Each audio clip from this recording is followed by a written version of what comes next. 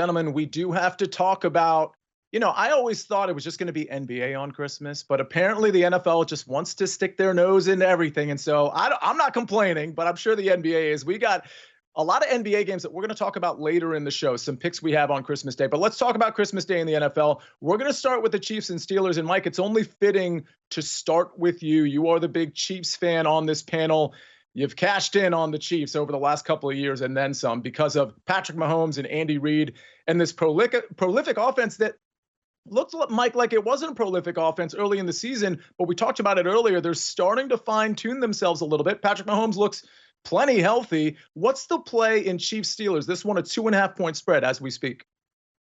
For me, it's going to be Kansas City here, and I think the market's moved just too much. Look ahead on this was 6. This thing opened at 6 originally, and I think that number is too much as well. But I think the number here should be 4, which is the number that I was expecting. We've seen it a lot in Kansas City games, and ultimately they have figured out ways to win without covering even at 4.5.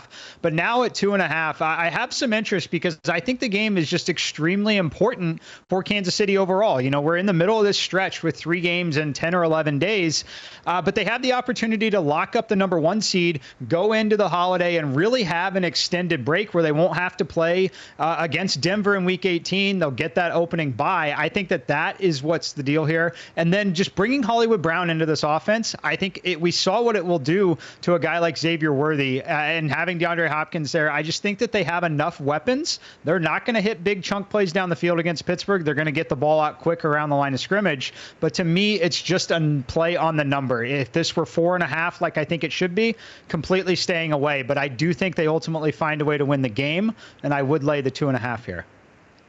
Speaking of 4.5, I just noticed Travis Kelce's receptions prop is 4.5, which seems kind of low. Now, it's juiced to the over, don't get me wrong, but I wanted to point that out. Larry, this one's interesting because when you look at the Steelers' brutal stretch, they're on the back end of that 3-game stretch here. And this is probably of the 3, and I'm not trying to disrespect the Chiefs here, but the Steelers are at home. This is probably the most winnable of those games, certainly maybe the most coverable of those games. They're getting 2.5 points. What's your play in this one? Yeah, they're at home where Mike Tomlin is 13-3-1 as a home dog dating back to 2018, including 2-0 this season. The last 2 games were on the road. It's a different story at home. But to me, it's all about the injuries. I mean, Chris Jones was an estimated did not practice on the first day of the week with the calf strain. That is massive for the Kansas City defense. And also, Jawan Taylor, the right tackle, is he going to go? If he can't play, then you have to bring back Wanya Morris, who they benched, and have him play right tackle. And against the Steelers team that does still have that great pass rush, Joey Porter Jr. not playing is big for the Steelers, but getting George Pickens back, which it looks like he will return. He missed 3 games with that hamstring, and they averaged 19 points a game. There's a lot less room in the running game. The other receivers can't get open when George Pickens is not on the field. I mean, for such a mercurial guy who doesn't even hustle all the time, he affects the entire offense, just his presence on the field. So you get him back, you get Deshaun Elliott back, you get some other guys back. So I'm looking at the Steelers, but I'm going to wait until we get a full field goal. Yeah, the injury report is definitely going to be critical here. There's no question about that. We've got a couple of days to examine it. Okay, so here's the deal. Mike, you know this. I bet against the Chiefs more often than I'd like to admit, but I'm going to admit it here. I didn't bet against them last week because I just figured Mahomes would do the Mahomes thing and look perfectly healthy after what we were all told was a mid to high ankle sprain. So I laid off last week, but I do think I like the Steelers here plus 2.5. I hate fading the Chiefs. I think this is the moment where the Steelers defense steps up a little bit and contains Patrick Mahomes and does enough on offense to get a win. I was really impressed with how they played in Baltimore last week in spite of ending up losing that game. So I'm going to go ahead, and you can laugh at me if you want, everybody at home, because most people do. I'm going to fade the Chiefs. I'm taking the Steelers. I'm with Larry plus 2.5. All right, let's go to another game where injuries are key, or at least an injury is key on the Texans side. We got the Ravens, the Texans. It's in Houston. It's a 4-point spread.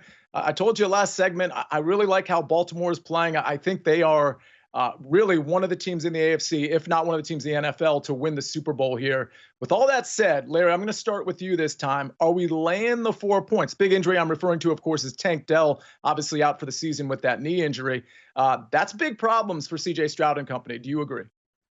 Yeah, I completely agree, because when Tank Dell got hurt on that touchdown catch, They ran 20 plays after that and gained 38 yards the rest of the way, under 2 yards of play without him on the field. You can take Nico Collins away. You can double team him. And then what do you have left with that Texans wide receiver core or tight end core? There's just not much there. I mean, they had a chance. They got the ball back at midfield after they stopped the Chiefs with a chance to take the lead, and they gained 1 yard on 3 plays and punted the ball back. I mean, they were so deflated, and CJ Stroud was distraught after the game. So yeah, I like the Ravens. I think they also have more motivation in terms of what this can do for where they end up in the playoffs. So I think the spread should be 6. I'm going to lay it with Baltimore.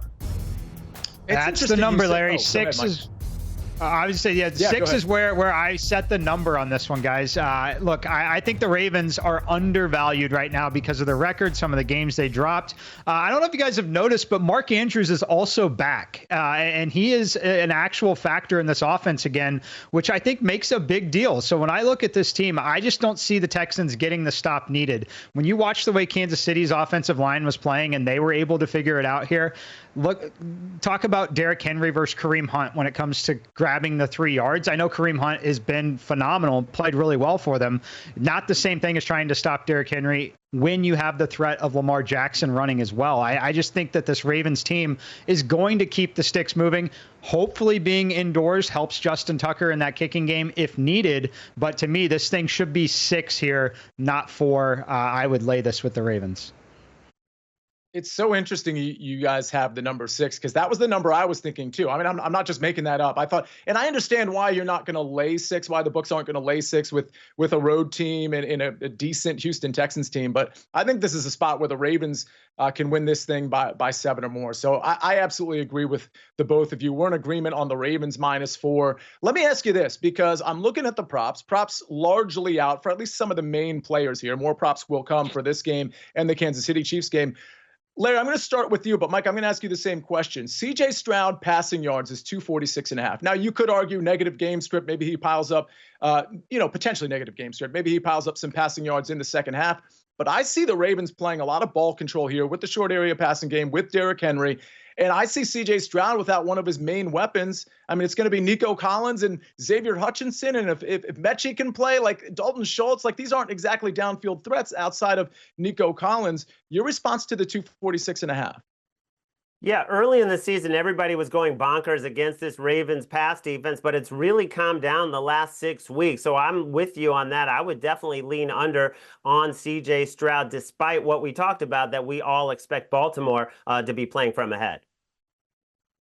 Yeah, I would lean under as well. I feel like if you wanted to take an over on Stroud, it would maybe just be in the attempts market, not the yardage itself. I think that the efficiency without Tank Dell is going to be a big problem. You talk about Baltimore and the changes they've made, where they've shifted Kyle Hamilton around in the safety position. I think that's going to help a lot. And I don't see a big, down the field 60-yard pass here that's really going to help benefit this number. I think it's going to have to be dinking and dunking down the field. So if I had to play anything over on Stroud, if you're optimistic there, it would be the attempts. I absolutely love that look. I could see myself taking the under in yards and putting it over on SportsLine, and the over in attempts, which feels a little contrarian, but not really, because we're banking on inefficiency when it comes to CJ Stroud. And if I do make those picks, or if Mike makes those picks, or if Larry makes those picks, or if he already has, well, you can find it on SportsLine. Head to sportsline.com/join. You get all of our picks, all of Mike McClure's simulations, the DFS plays, the soccer articles. We cover every single sport: hockey, NBA, college basketball, college football, you name it, UFC. We cover it over at SportsLine. If you type in the promo code WINNERS, you get 60% off the annual plan. Again, type in the promo code WINNERS at sportsline.com/join, and you get 60% off the annual plan. All right.